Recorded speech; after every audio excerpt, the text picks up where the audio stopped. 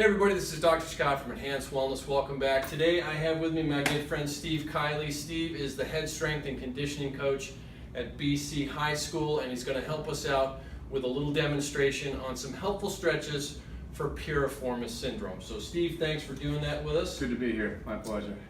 Steve is one of the best experts on sports performance in the area, and we're happy to have him. I got a question last time we did a post on piriformis syndrome. So I'm going to show you some moves for that condition that can be very helpful, but I do want to tell you that if you think that you might be suffering from a condition like piriformis syndrome, make sure that you're getting a thorough evaluation, because these videos are certainly not meant to diagnose and treat any kind of problem.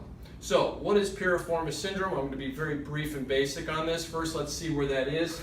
So as Steve turns around, the piriformis muscle is a triangle-shaped muscle that's located here and runs to this point here. So there's a bump on the side of the femur called the trochanter, and that's where that inserts. The important thing about the piriformis muscle is that the sciatic nerve travels right underneath that. So if the piriformis muscle gets overly tight, in some cases, you can have entrapment of that nerve and then have sciatic symptoms.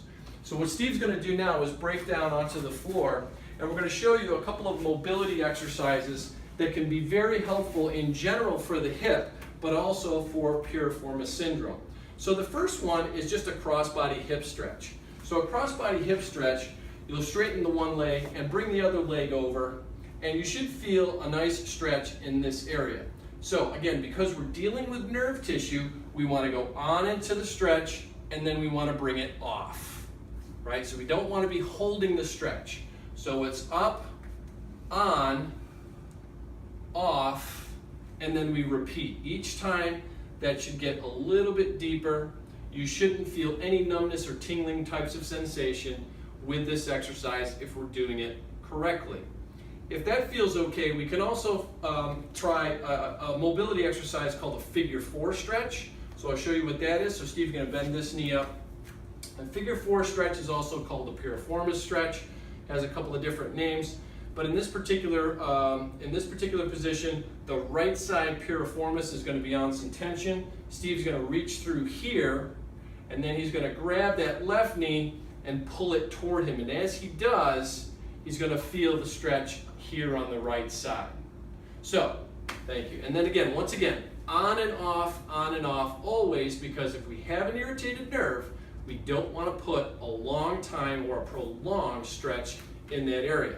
This kind of rounds things out for the hip area. I've posted some other videos on YouTube and also on Facebook. If you're interested in reviewing those at this time, that would be a good time to do that. You'd have a nice series of exercises to do for hip mobility. So again, cross-body hip stretch, this position here, on and off, both sides, and then the figure 4 stretch, in which you use the opposite knee to bring that up for a more intense stretch. Once again, on-off sequences are really, really critical. So, thanks again to Steve. He is going to be with us on a couple of other videos. We're planning on doing some video series where we're going to be discussing some sports performance issues, and we're going to get Steve's expertise. So, he's not only an awesome model, but he is actually an expert on sports performance, and we're going to be happy to launch that series later on this summer, so stay tuned for that.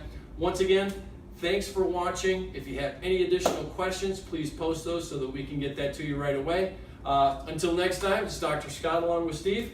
Thanks for watching.